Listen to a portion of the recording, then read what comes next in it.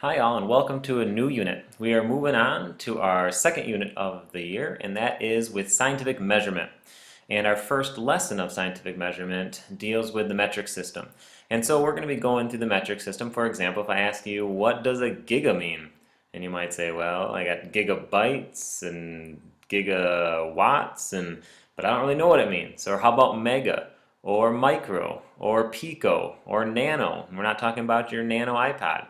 And so we're going to be looking at these units of measurement coming from the metric system, and we're going to figure out what they mean. And in addition, we're going to be able to calculate between them. So if I ask you, well, let's say you ran 5 kilometers today. How many meters was that? How many centimeters?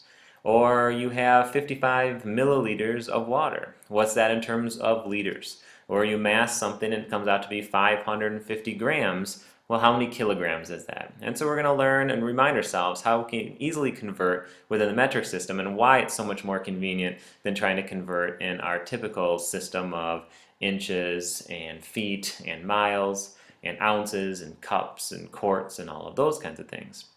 In addition to the metric system, we're also going to be looking at scientific notation. So we remind you how to take a large or small number and put it into scientific notation, and also how to take some scientific notation and put it back into that standard notation or back into that long form.